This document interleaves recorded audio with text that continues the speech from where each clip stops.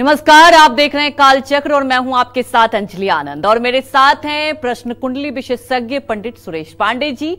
बहुत बहुत स्वागत है पंडित जी आपका। क्यों अधूरी रह जाती है आपकी पूजा? अधूरी पूजा के पीछे कहीं कोई राज तो नहीं? जानने के लिए देखिए कालचक्र। जी हाँ, हम सब पूजा पाठ करते हैं, लेकिन बहुत बार ऐसा होता है कि पूजा के आसन पर बैठते ही हमारा मन इधर उधर भटकने लगता है। हमें अपनी चिंताएं और रोजमर्रा के काम याद आने लगते हैं। जल्दी जल्दी पूजा करके हम उठ जाते हैं।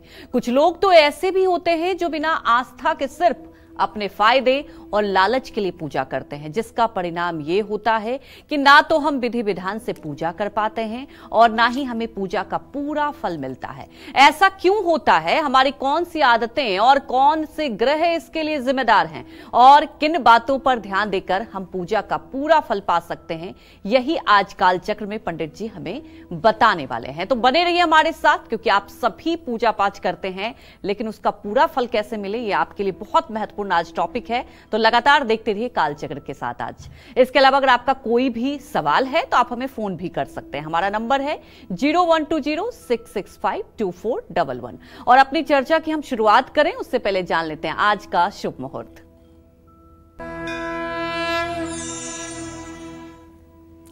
आज 20 जुलाई 2024 दिन शनिवार है। आज आषाढ़ शुक्ल पक्ष की चतुर्दशी तिथि शाम 5:59 तक है। इसके बाद पूर्णिमा तिथि शुरू होगी। पूर्वाषाढ़ नक्षत्र रात 1:49 तक, उसके बाद उत्तराषाढ़ नक्षत्र शुरू होगा। वैधृति योग रात 12:08 तक, इसके बाद विषुकुंभ योग शुरू होगा। आज रवि योग बना हुआ है और इसी क्रम में आज के कुछ अशुभ मुहूर्त भी हैं। जैसे शनिवार है तो राहु काल रहेगा सुबह 9 बजे से 10:30 बजे तक। भद्रा काल रहेगा शाम 5:59 से कल सुबह 4:56 तक। और यमगंड काल रहेगा दोपहर 2:10 से दोपहर 3:53 तक। इन समयों में किसी नए कार्य का शुभारंभ और दूर की यात्रा के लिए प्रस्थान नहीं करना चाहिए। विशेष रूप से पूर्व दिशा की यात्रा तो बिल्कुल नहीं करनी चाहिए। जय मां विंध्यवासिनी। तो सबसे पहले बात करते हैं उन लोगों की जो पूजा पाठ में आवंडर करते हैं, अपने लालच के लिए भगवान को याद करते हैं और फायदे के लिए भगवान को तरह तरह के प्रलोभन भी देते हैं। ऐसे लोगों पर कौन से ग्रहों का प्रभाव होता है, ऐसा करने से हमें कौन से दोष लगते हैं और किन उपायों से इन दोषों से हमें मुक्ति मिल जाती है, ये जानते हैं पंडित जी से। बताएं पंडित जी। देखो, ऐसा है बेटा अंजलि जी, ये किसी की जन्म कुंडली देख करके बड़े आसानी से पता लगाया जा सकता है कि ये व्यक्ति आस्तिक है कि नास्तिक है जी। मतलब पूजा पाठ में विश्वास करता है कि पूजा पाठ को ढोंग मानता है। पूजा पाठ में इसकी रुचि होती है कि जबरदस्ती पूजा पाठ करता है। और किस देवी देवता की पूजा पाठ करता है ये कुंडली देख के पता लग जाता है। कुंडली के 12 भावों में जो 5वां भाव होता है वो उपासना का स्थान होता है। उससे मनुष्य की विद्या, संतान और पूजा उपासना, ये 3 चीजें देखी जाती हैं। तो पंचम भाव में बैठे हुए ग्रह, पंचम भाव पर दृष्टि देने वाले ग्रह और पंचम भाव का अधिपति कैसा है, इसका जब मूल्यांकन किया जाता है तब पता चलता है कि ये व्यक्ति किसका उपासक होगा। जैसे अगर पंचम भाव में सूर्य की स्थिति हो तो ऐसा आदमी भगवान सूर्य का उपासक होता है। चंद्रमा हो तो भगवान शिव का उपासक होता है। मंगल हो तो हनुमान का उपासक होता है। बुध हो तो श्रीहरि विष्णु और गणेश का उपासक होता है। बृहस्पति हो तो भगवान कृष्ण, राम और विष्णु का उपासक होता है। शुक्र हो तो ऐसा व्यक्ति देवियों का उपासक होता है। शनि हो तो महाकाली का उपासक होता है। राहु केतु हो तो तंत्र विद्या के देवी देवताओं की उपासना करता है या वाममार्गी देवियों की उपासना करता है, जैसे छिन्नमस्ता, धूमावती, इन देवियों की उपासना करता है। तो इस बात से ऐसे पता लगाया जा सकता है या तो स्थिति हो या तो दृष्टि हो। दूसरी बात, अब धर्म का प्रतीक जो ग्रह है, 9 ग्रहों में जो धर्म का प्रतीक ग्रह है वो बृहस्पति है। अच्छा। बृहस्पति के बलाबल का जरूर विचार करना चाहिए। अगर बृहस्पति के बलाबल का विचार किया जाए और बृहस्पति अगर निर्बल निकल गया तो ऐसा आदमी पक्का है नास्तिक होगा, इसमें कोई दो राय नहीं। अच्छा। बृहस्पति अगर नीच राशि में, नीच के नवांश में है, या पापक ग्रहों से पीड़ित है, या राहु केतु से पीड़ित है, तो ऐसा आदमी आस्तिक हो ही नहीं सकता है। पूजा पाठ में 2 मिनट के लिए बैठेगा, उसको उच्चाटन हो जाएगा।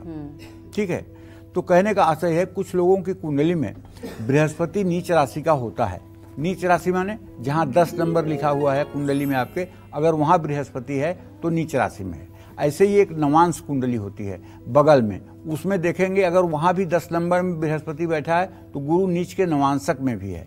ऐसे लोग पूजा में आडंबर करते हैं। ये लोग जब तक परेशान नहीं होते हैं तब तक इन्हें भगवान याद नहीं आते हैं। कुछ लोगों की कुंडली में बृहस्पति राहु के साथ होता है, ये भाई गुरु चांडाल योग कहलाता है। बड़ा खराब ये दशा है।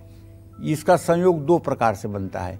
एक तो आपकी जन्म कुंडली में ही गुरु और राहु की युति है, और दूसरा आपकी बृहस्पति की महादशा में राहु की अंतर्दशा चल रही है, या राहु की महादशा में बृहस्पति की अंतर्दशा चल रही है, या बृहस्पति की महादशा में केतु की अंतर्दशा चल रही है, या केतु की महादशा में बृहस्पति की अंतर्दशा चल रही है, तब भी ये गुरु चांडाल योग प्रभावी होगा।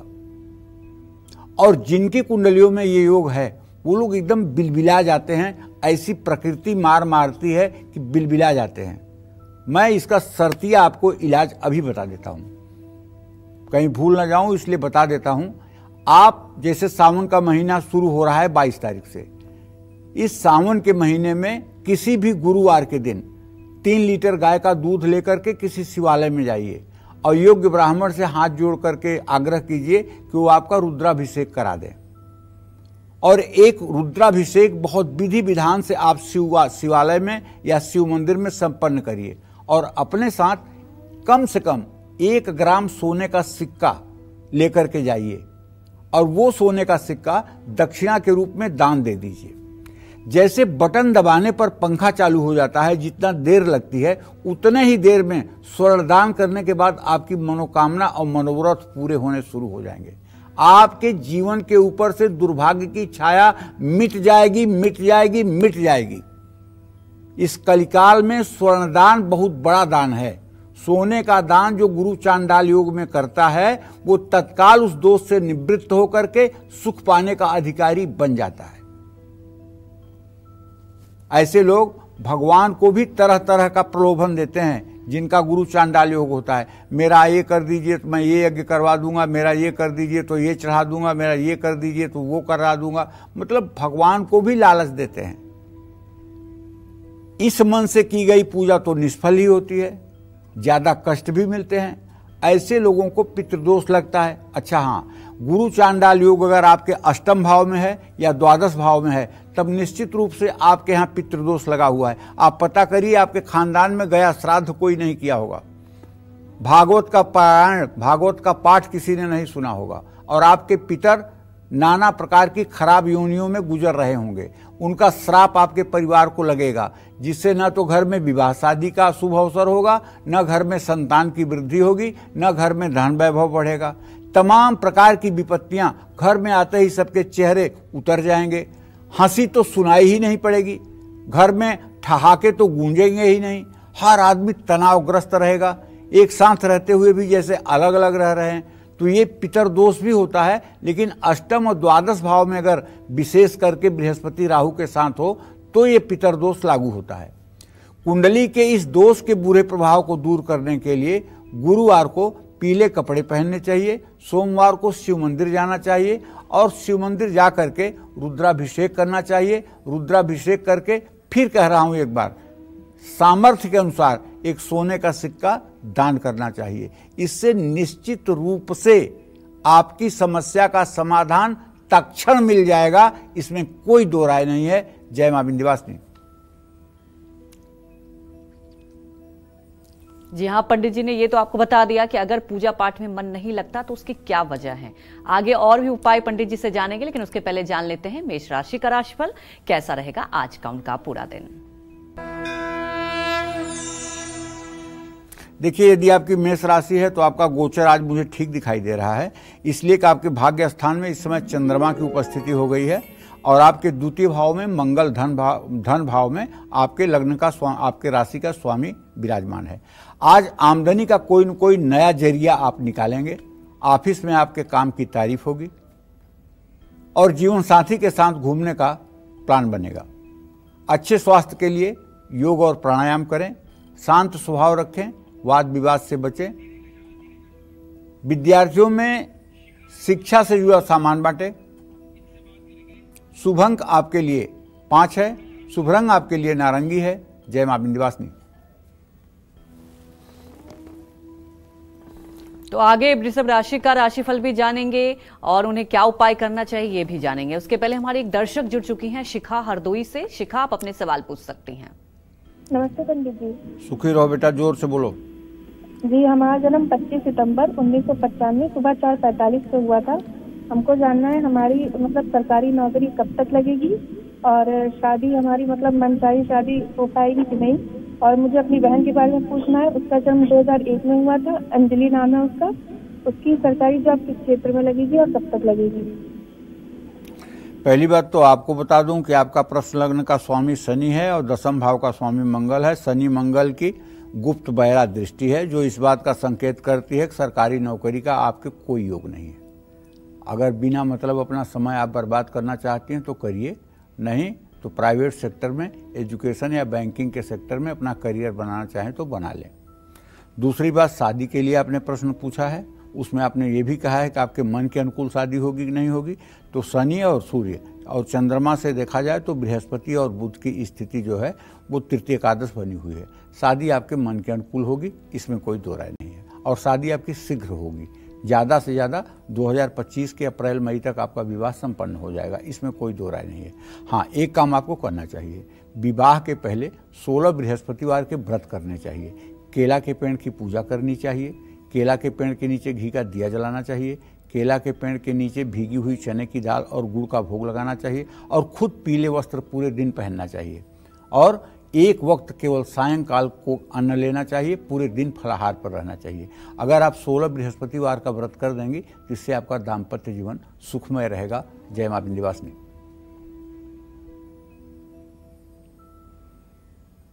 तब जानेंगे वृषभ राशि का राशिफल कैसा रहेगा आज का उनका पूरा दिन। देखिए, वृषभ राशि में व्ययेश मंगल विराजमान है। व्यर्थ का खर्च मुसीबत में डालेगा। नौकरी में तरक्की के योग बन रहे हैं। भाई के साथ विवाद हो सकता है। गलत खान पान सेहत को बिगाड़ सकता है। आज आपको अपना वाहन किसी को नहीं देना चाहिए। भगवान गणेश को पीले फूल चढ़ाइए। शुभ अंक आपके लिए 2 है, शुभ रंग आपके लिए बैगनी है। जय मां विंध्यवासिनी। तो वहीं हमारी एक दर्शक पूनम जुड़ चुकी हैं कुरुक्षेत्र से। पूनम, आप अपने सवाल पूछ सकती हैं। पंडित जी राम राम। राम राम। पंडित जी, मेरे 3 सवाल है। मेरा एक बड़ा बेटा बाहर गया हुआ है, मैंने उसके बारे में पूछना है। एक छोटा बेटा है मेरा। बड़े बेटे की तो मेरी जन्म तिथि है 11 सितंबर 2000 और छोटे के बेटे की है मेरी 11 सितंबर 4। और मैं अपने घर के बारे में भी पूछना चाहती हूँ, मेरा घर कब तक बनेगा और मेरा पार्लर है, मेरा पार्लर चल नहीं रहा। चलिए पूनम जी, पहले प्रश्न का उत्तर तो ये है कि आपके पुत्र भाव का स्वामी शनि हुआ, द्वितीय और सप्तम के स्वामी क्रमशः चंद्रमा और शनि हुए। चंद्रमा शनि का इत्तिसाल है। बड़े बेटे से निश्चिंत रहिए, वो अपने जीवन में कामयाब होगा, इसमें कोई दो राय नहीं है। दूसरे बेटे के बारे में जो आपका प्रश्न है उसके बारे में आपको बताना चाहूँगा कि दूसरा बेटा भी अगर थोड़ा सा गंभीर होकर के अपने करियर के प्रति और अपना पढ़ाई लिखाई ठीक से संपन्न करे तो उसका भी जीवन ठीक रहेगा। जहाँ तक घर बनने का प्रश्न है तो सूर्य से चतुर्थ भाव का स्वामी शुक्र हुआ और शुक्र और चंद्रमा की स्थिति सदाष्टक योग की है। अभी आपके घर की फाइनेंशियल कंडीशन इतनी अच्छी नहीं है कि आप घर बना पाएँ। आपको घर बनाने में 2.5 से 3 साल का समय लग सकता है। समय का इंतजार करिए या विश्वकर्मा जी का चित्र ले आकर के अपने घर के पूजा स्थान में लगाइए और विश्वकर्मा जी के चित्र की रोज़ पूजा करिए। उनके चित्र के सामने रोज़ घी का दिया जलाइए, इससे आपको घर मिलने में आसानी होगी। और ये 3 उपाय अगर आप करेंगे तो निश्चित रूप से आपको लाभ मिलेगा। जहाँ तक आपके पार्लर चलने का सवाल है तो 10वें भाव में बैठा हुआ है शनि। आपको बता दूँ कि आप अपने पार्लर में एक बार फिर से पेंट करवा दें। मुझे जो लग रहा है कि आपके पार्लर में वास्तु दोष तगड़ा वाला है। अगर आप अपने पार्लर को पेंट करवा दें, खास करके पिंक कलर से पेंट करवा दें, तो आपके पार्लर में सुधार हो जाएगा। वहां आने वाले ग्राहक लगातार निरंतर आते रहेंगे। जय मां विंध्यवासिनी। तो पंडित जी ने ये आपको पहले ही बताया कि ग्रहों की वजह से आपका पूजा पाठ में मन नहीं लगता। तो पंडित जी अगर बात की जाए तो किन ग्रहों की वजह से लोगों की कुंडली में जब होता है उनका मन नहीं लगता, कैसी स्थिति रहती है? जो आराधना की बात की जाए तो मन नहीं लगता, आस्था में मन नहीं लगता, क्या उपाय करें जिससे पूजा सफल हो? क्योंकि ऐसे लोगों की पूजा तो सफल नहीं हो पाती। देखो, फिर से एक बार बताना चाहूंगा बेटा, पंचम भाव जो है ये पूजा उपासना का भाव है, लेकिन 9वां भाव जो है ये धर्म का भाव है।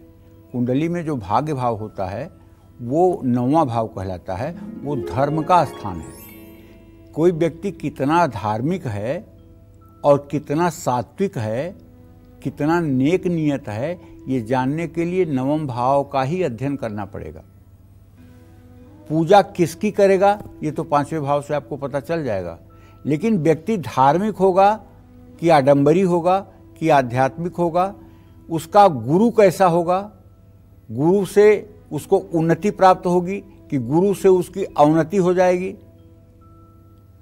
ये सब बात 9वें भाव से विचार किया जाता है। अगर 9वें भाव में वक्री गुरु हो तो वो पूजा में रुकावट पैदा करता है। ऐसी स्थिति में व्यक्ति का पूजा में मन ही नहीं लगता है। ऐसे लोगों का वैवाहिक जीवन भी ठीक नहीं रहता है।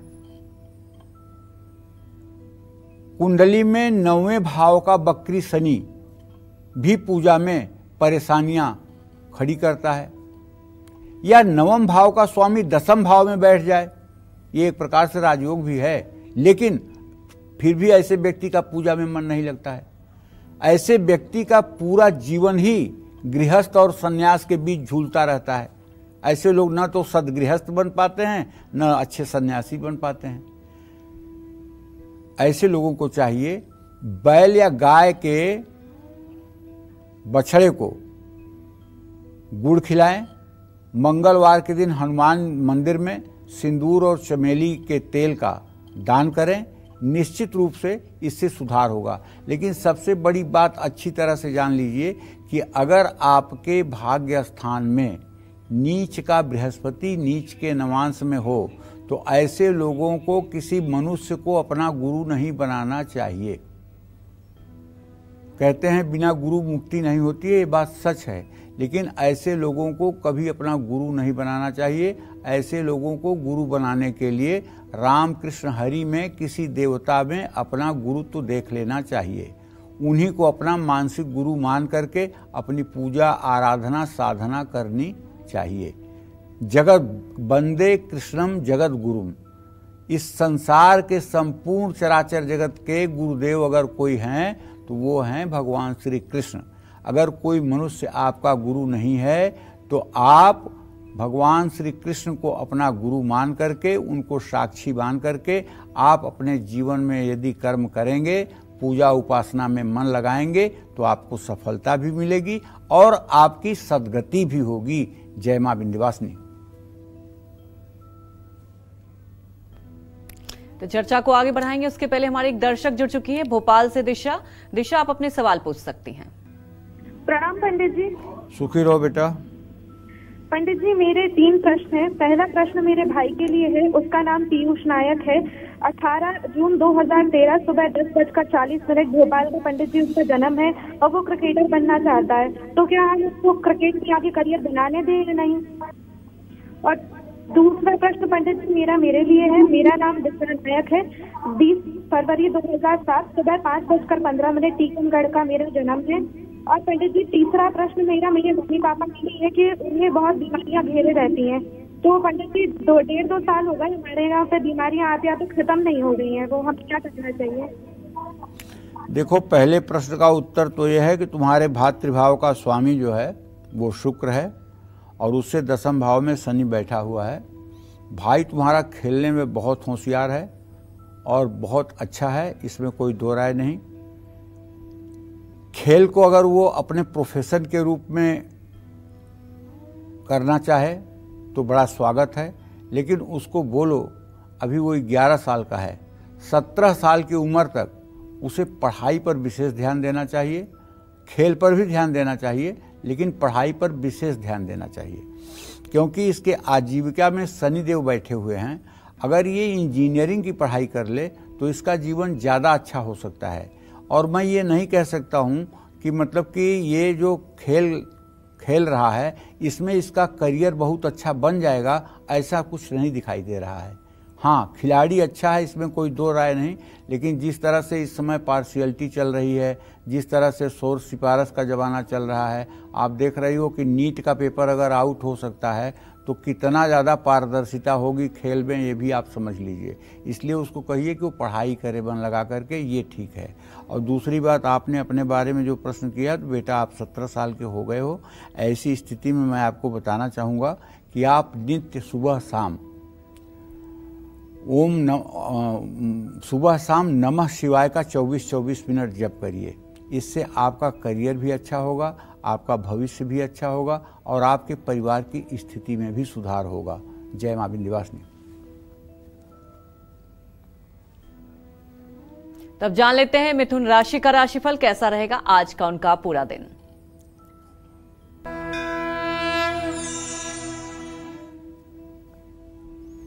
देखिए, ऐसी स्थिति में बताना चाहूँगा कि अगर आपकी मिथुन राशि है तो आपके द्वितीय भाव में सूर्य शुक्र के साथ है और धनेश चंद्रमा सप्तम भाव में अपने भाव से सदाष्टक योग बना रहा है, 6वां 8वां योग बना रहा है, खडाष्टक योग। आमदनी और खर्च पर संतुलन बना के रखिए। ऑफिस में अपनी गलतियों को स्वीकार कर लीजिए।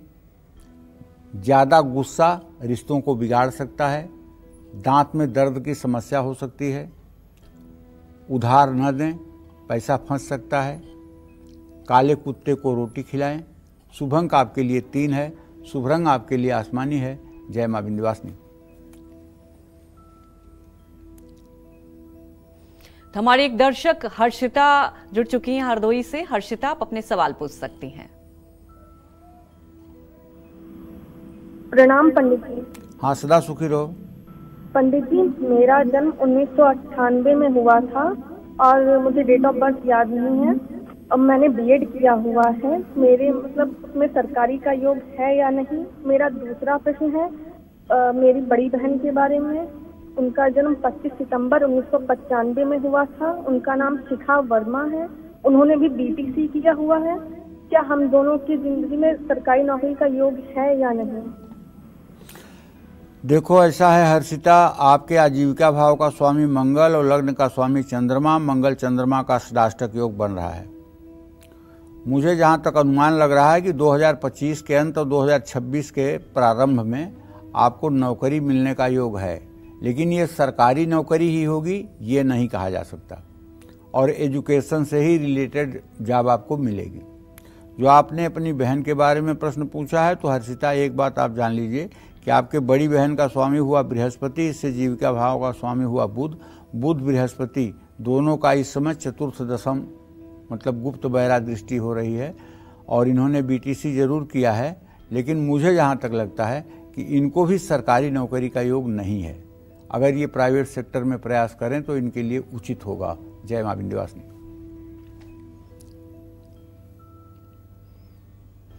चर्चा को आगे बढ़ाएंगे, उसके पहले जान लेते हैं कर्क राशि का राशिफल कैसा रहेगा आज का उनका पूरा दिन। कर्क राशि में शुक्र और सूर्य की स्थिति है। द्वितीय भाव में धन भाव में बुध की स्थिति है और पराक्रम के स्थान में केतु है। अगर आप कहीं नया पैसा लगा रहे हैं तो उससे आपको धन लाभ होगा, ऐसा ग्रह गोचर कह रहा है। ऑफिस में सहकर्मियों का साथ मिलेगा। बच्चों से शुभ समाचार मिलेगा। मौसमी बीमारियां परेशान कर सकती हैं। जल्दबाजी में कोई हस्ताक्षर ना करें। बहते हुए जल में अगर आपके पास है तो तांबे का सिक्का बहाएं। शुभ अंक आपके लिए 6 है। शुभ रंग आपके लिए पीला है। जय मां विंध्यवासिनी। तो क्यों नहीं लगता है कि आपका पूजा पाठ में मन क्यों नहीं हो रही है आपकी पूजा सफल? साथ ही पूजा पाठ करते हुए आडंबर और पाखंड करना आपके किस्मत पर कितना भारी पड़ सकता है, ये सब जानेंगे पंडित जी से। लेकिन एक छोटे से ब्रेक के बाद आप बने रहिए हमारे साथ और देखते रहिए कालचक्र। ब्रेक के बाद आप सभी का एक बार फिर से स्वागत है कालचक्र में।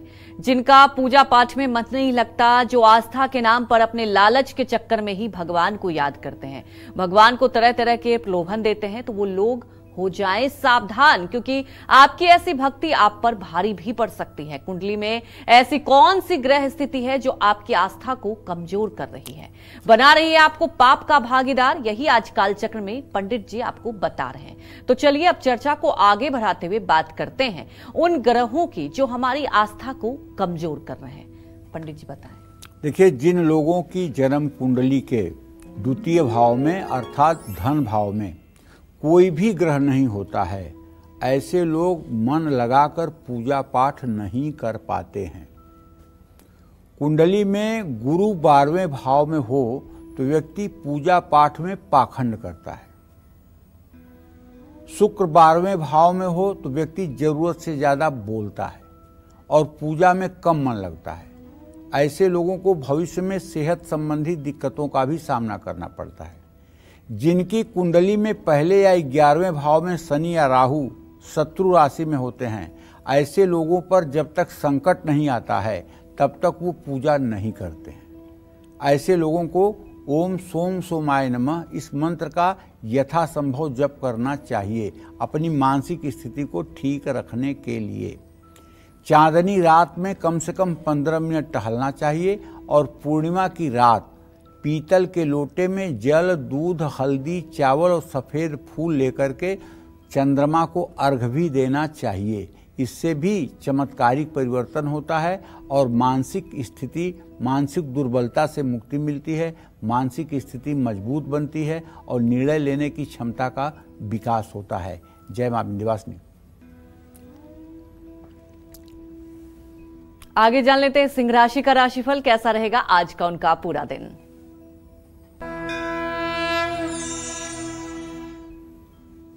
देखिए, सिंह राशि में इस समय बुध ग्रह की स्थिति है और बुध ग्रह जो है धन भाव का स्वामी होकर के है, तो धन के आवागमन का योग तो दिखाई दे रहा है और सेविंग्स भी आप कर पाएंगे, बचत भी आप कर पाएंगे।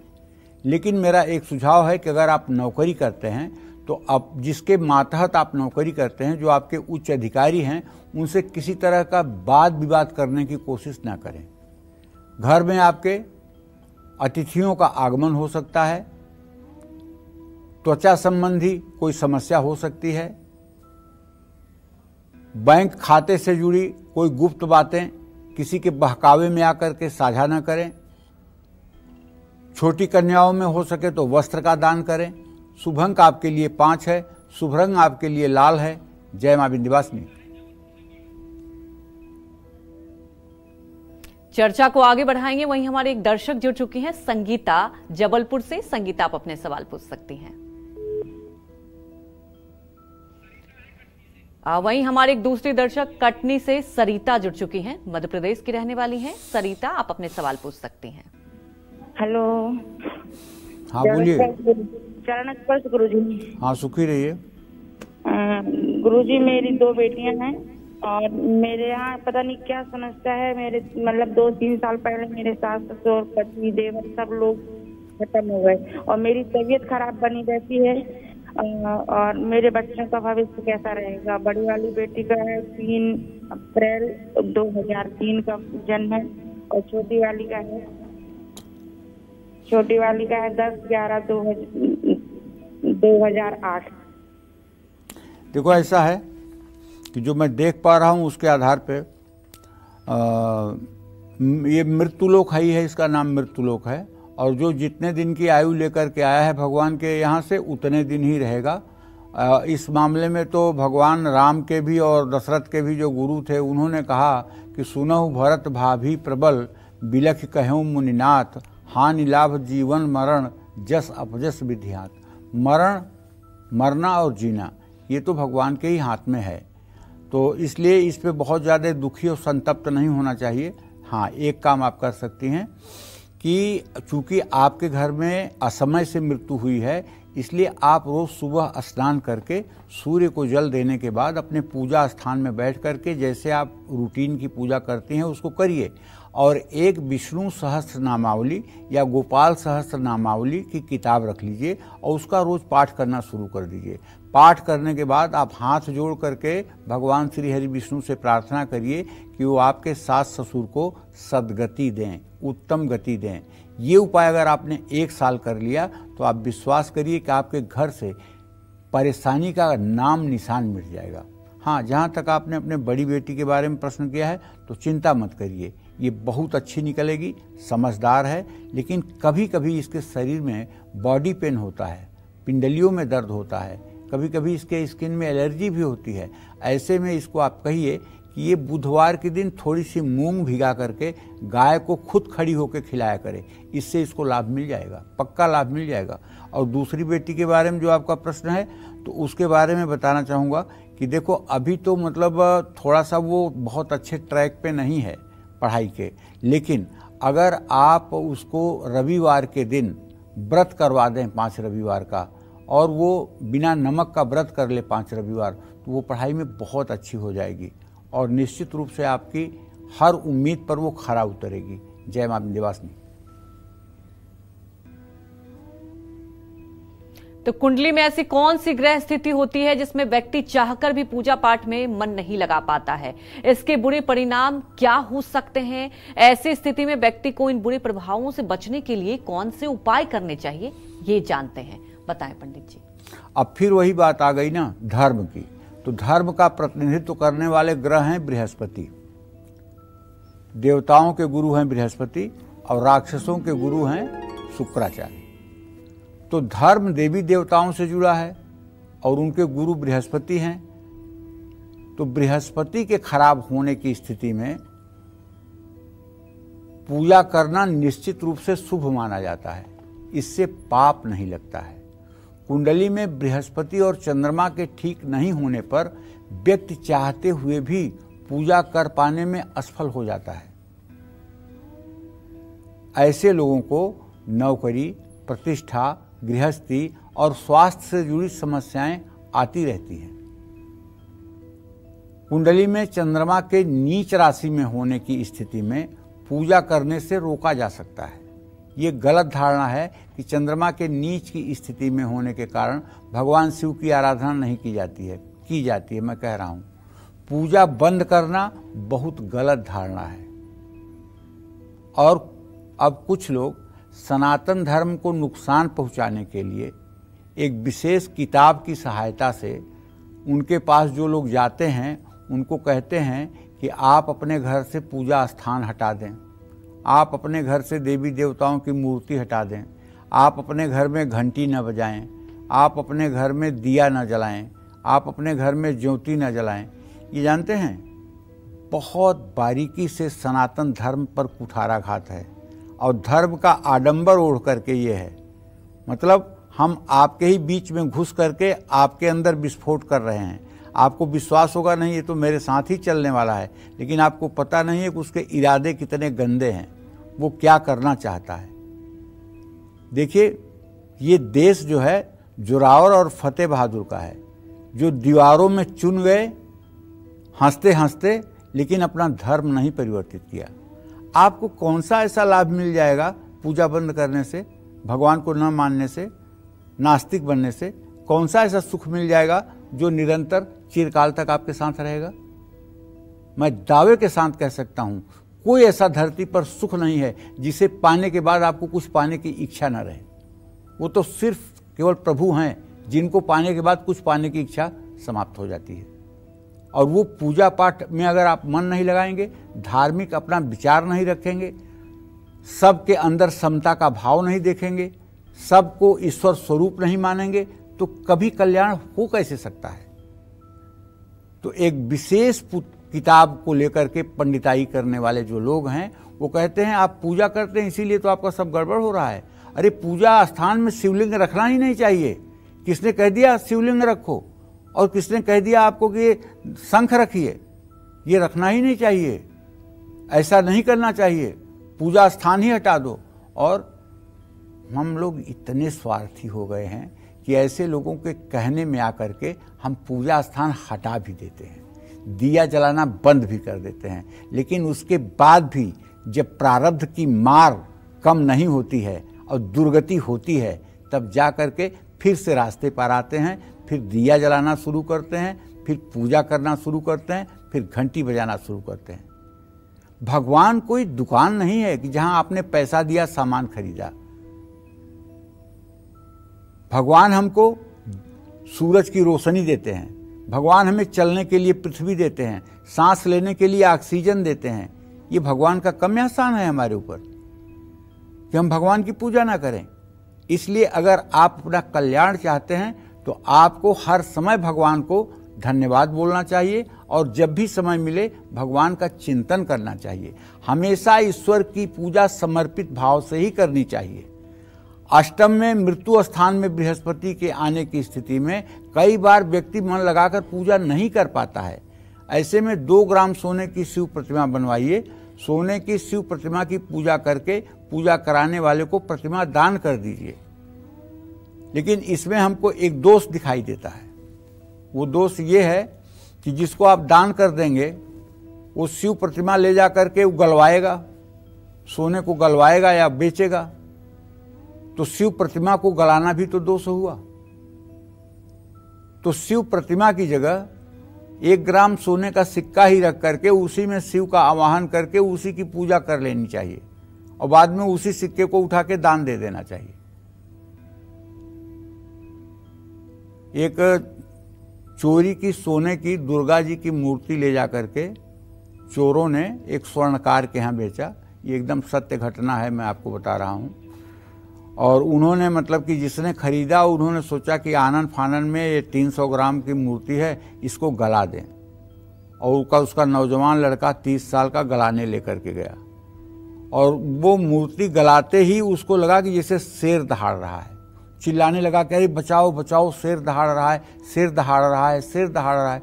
लोग दौड़े, पहुंचे, उसको उठाए, हॉस्पिटल ले गए, लेकिन 1 घंटे के अंदर मर गया। और 3 साल के अंदर उस परिवार में 7 अकाल मौत हुई। तो इसलिए जो प्राण प्रतिष्ठित प्रतिमाएं हैं, जिसमें प्राण प्रतिष्ठा की गई है, उसको अगर आप छत बिछत कर रहे हैं, उसको यदि आप नष्ट कर रहे हैं, तो उसका पाप भी भुगतना पड़ता है। इसलिए शुचिता और पवित्रता जरूरी है। जय मां विंध्यवासिनी। अब जान लेते हैं कन्या राशि का राशिफल कैसा रहेगा आज का उनका पूरा दिन।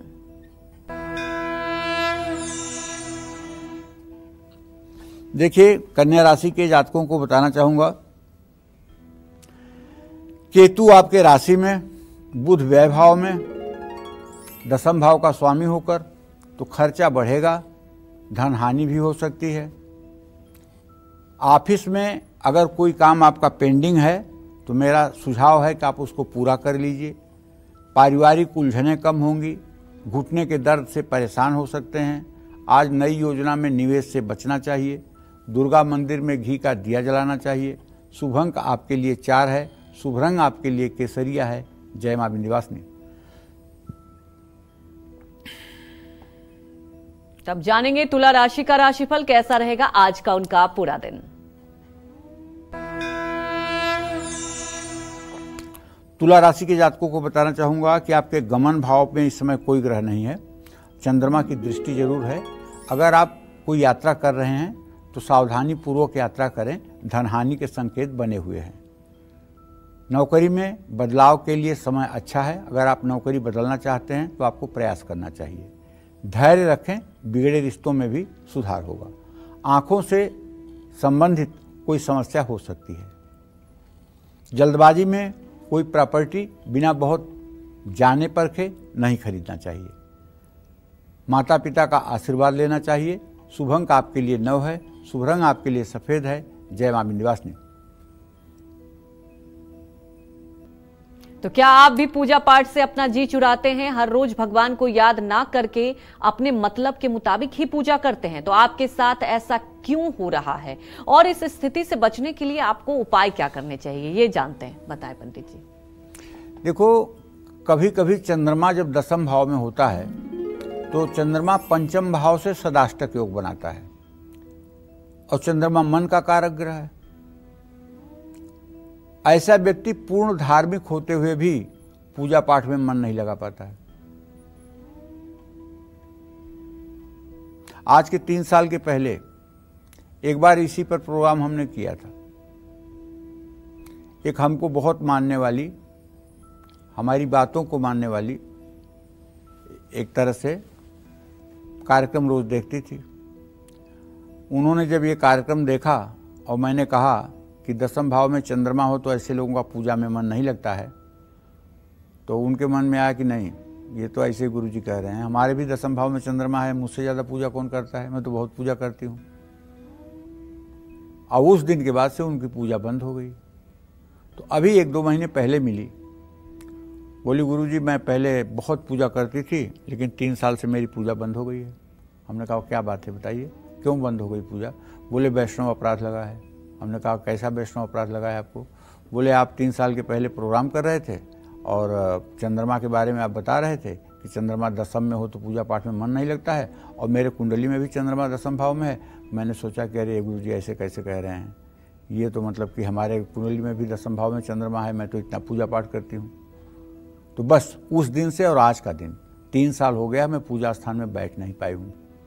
तो हमने कहा आओ, तुम्हें वैष्णव अपराध अगर हमारा लगा तो मैं तुम्हें आपको क्षमा करता हूँ और माँ विंध्यवासिनी से प्रार्थना करता हूँ तुम्हारी पूजा पुनः शुरू हो जाए। तो फिर से उनकी पूजा शुरू हो गई। देखिए वैष्णव अपराध बहुत तेज लगता है।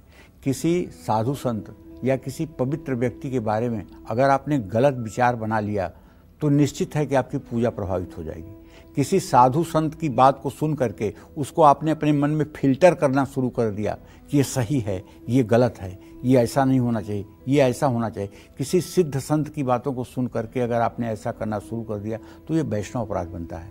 और वैष्णव अपराध का पहला फल होता है कि आदमी मतलब कि उदासीन हो जाता है, उसका पूजा पाठ में मन ही नहीं लगता है। मन हर समय व्यग्र और बेचैन रहता है, या तो गलत खान पान से, या कुसंग से, या वैष्णव अपराध से। 3 कारणों से ही मनुष्य का पूजा पाठ से उच्चाटन होता है। इस बात का ध्यान रखना चाहिए। पूजा पाठ से जो जी चुराता है लेकिन दान पुण्य में बढ़ चढ़ कर हिस्सा लेता है। ज्योतिष शास्त्र में पंचम भाव को उपासना का स्थान माना गया है, जैसा कि मैं हर समय बताता हूँ।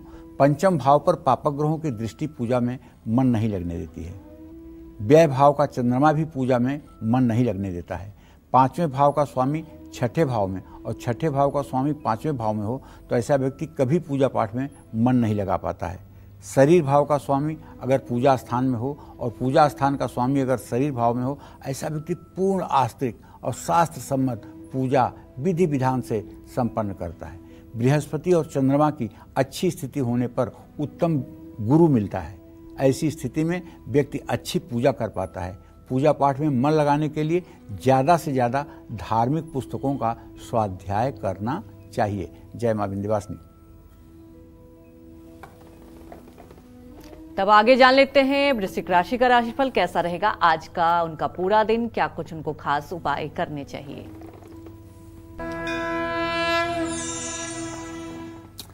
देखिए वृश्चिक राशि के जातकों को बताना चाहूँगा कि आपकी वृश्चिक राशि है तो इस समय ग्रह गोचर ये है कि आपके 4th भाव में शनि और 10वें भाव में बुध की स्थिति है।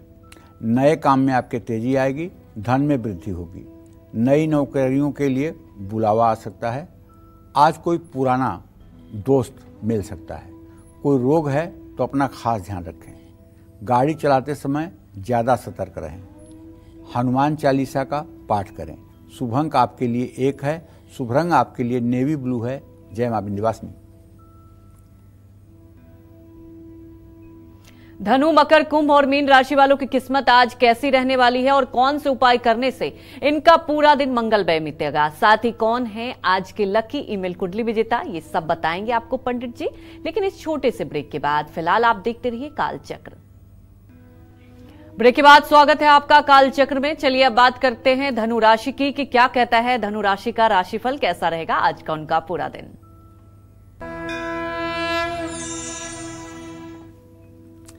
देखिए धनु राशि के जातकों को बताना चाहूँगा कि बृहस्पति की स्थिति देखते हुए तो यही कहा जा सकता है कि व्यर्थ का खर्च जो है आपको मुसीबत में डाल सकता है।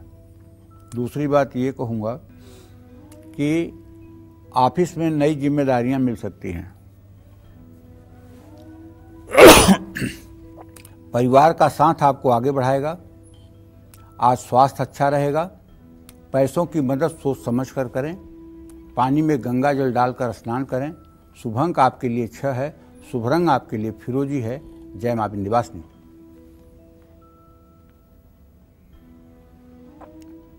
तो चलिए अब बात कर लेते हैं मकर राशि वालों के बारे में, जानते हैं आज उनका भाग्य कितना मजबूत है।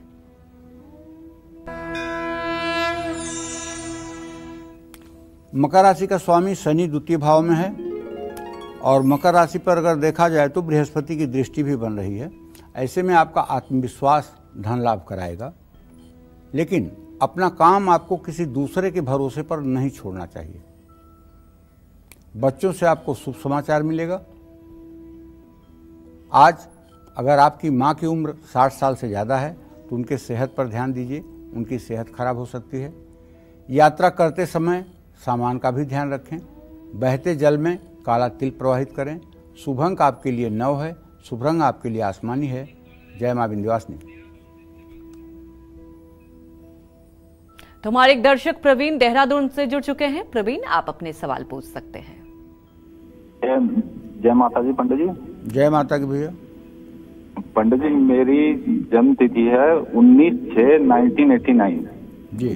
पंडित जी, मुझे बार बार चोटें लगती रहती है। बचपन में भी काफी बार गंभीर चोटें लगी हैं। अभी भी मेरा अपेंडिक्स का ऑपरेशन हुआ। तो पंडित जी, मेरा कैसा जीवन स्वास्थ्य कैसा रहेगा आगे? मैं आपको एक उपाय बताऊं? पंडित, मैं आपको एक उपाय बताऊं, आप करो। पहला उपाय तो ये आपको बताना चाहूंगा कि 7 दिए शनिवार की शाम पीपल के पेड़ के नीचे, पीपल के पेड़ से पश्चिम तरफ में जला दीजिए। 7 दिए सरसों के तेल का, मिट्टी के दिए, और 7 दिए के पास एक एक पान का पत्ता और एक एक बतासा रख दीजिए और एक एक रुपए का सिक्का रख दीजिए, या 2 रुपए का, 5 रुपए का सिक्का अपनी सामर्थ्य के अनुसार रख दीजिए और पीपल की 7 परिक्रमा कर लीजिए। ये उपाय 7 शनिवार लगातार कर लीजिए। आपको चोट लगना, सेहत खराब होना, इन सब चीज़ों में बहुत आराम मिलेगा। दूसरी बात, जब भी शनिवार के दिन आपको मौका मिले, जरा सा भी मौका मिले, तो आप सुंदरकांड का पाठ अगर कर लें तो इससे भी आपके जीवन में कभी परेशानी नहीं आएगी। हनुमान जी की पूजा उपासना भी आपके लिए लाभकारी होगी। जय मां विंध्यवासिनी। तो चलिए अब बात कर लेते हैं कुंभ राशि वालों की और जानते हैं आज उनका भाग्य कितना मजबूत है। देखिए भाई, एक बात कहना चाहूँगा कि जो ग्रह स्थिति आपकी कुंभ राशि के जातकों की मैं देख पा रहा हूँ, व्यय भाव का स्वामी लग्न में है, तो कारोबारी डील में धनहानि हो सकती है।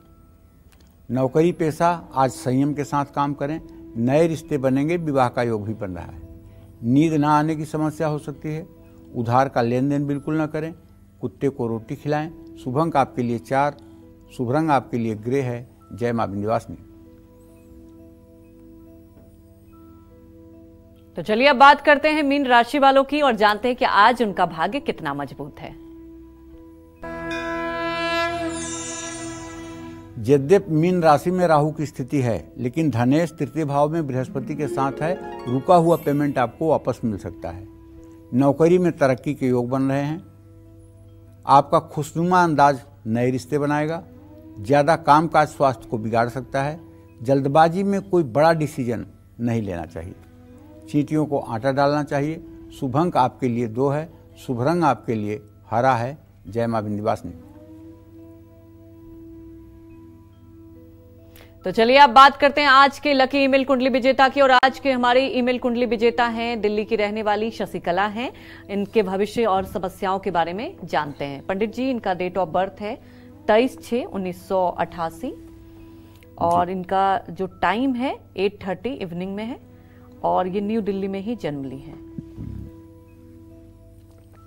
हाँ। और इन्होंने सवाल ये पूछा है कि मेरे पति को विदेश में रहते हैं वो, और कुछ समय के लिए मैं पति से दूर दिल्ली में रह रही हूँ। ये बताएं कि वो विदेश कब जाएंगी। उन्होंने दूसरा भी सवाल पूछा है पंडित जी कि अब तक बच्चे नहीं हुए हैं, क्या मैं मां बन पाऊंगी? कृपया उपाय बताएं। देखो, पहले प्रश्न का जवाब तो ये है कि 4 फरवरी 2025 से लेकर के अप्रैल मई 2025 तक आपका विदेश गमन हो जाएगा, इसमें कोई संशय नहीं है, आप विदेश चली जाएंगी। दूसरे प्रश्न का जवाब ये है संतान भाव का कि मंगल राहु के साथ है, संतान योग भी आपका अच्छा है, इसमें कोई दो राय नहीं है। लेकिन संतान प्राप्ति के लिए अगर आप रोज संतान गोपाल मंत्र का पाठ करें, जप करें, तो उससे आपको लाभ मिलेगा। जय मां विंध्यवासिनी। हमारे एक दर्शक जुड़ चुके हैं जयपुर से, दारा सिंह। दारा सिंह, आप अपने सवाल पूछ सकते हैं। पंडित जी, हाँ सदा पंडित जी, मैं एक तो प्रश्न मेरे क्या है, परिवार में बड़ा ही लग रहा है कि मेरी 30 साल की उम्र तो हुई थी, उसके बाद बच्चे हुए और कोई बढ़ोतरी आगे नहीं है। बच्चा है अब 30 साल का हो गया, 23 जुलाई 92 का उसका जन्म है, अभी उसकी शादी नहीं हुई है, उसका क्या योग हो गया, आगे परिवार कैसा चलेगा। दूसरा बच्चा है 18 मई 1995 का, उसकी कैसा शादी विवाह योग रहेगा और हमारे घर की कैसी उन्नति कैसे रुकी हुई है, समझ में नहीं आ रहा, क्या दोष है क्या नहीं है, ये बताओ। देखो ऐसा है भैया, आपके द्वितीय सप्तम भाव के स्वामी मंगल बुध की स्थिति जो है प्रश्नकाल में वो बहुत अच्छी नहीं दिखाई दे रही है, जिसके कारण आप प्रयास तो कर रहे हैं, आपके प्रयास में कोई कमी नहीं है, लेकिन जिस तरह से रिजल्ट आना चाहिए उस तरह से रिजल्ट आ नहीं पा रहा है।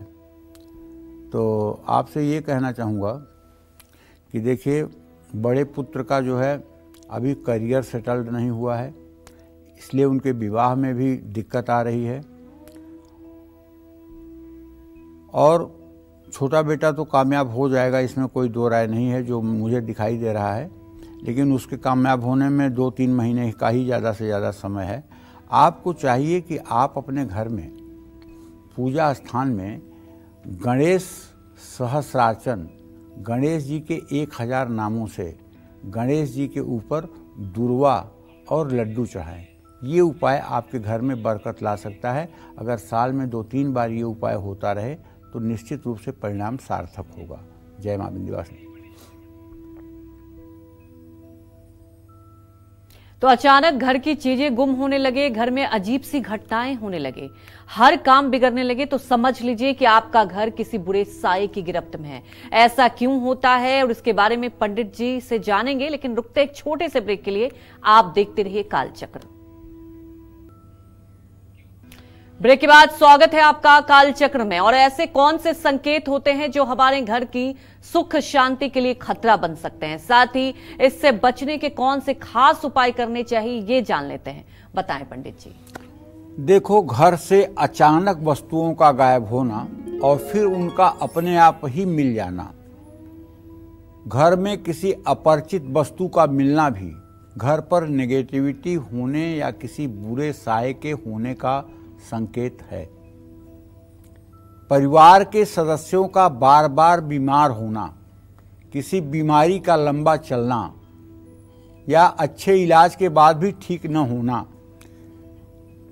ये सब नकारात्मक ऊर्जा का परिणाम है, नेगेटिव एनर्जी के संकेत हैं।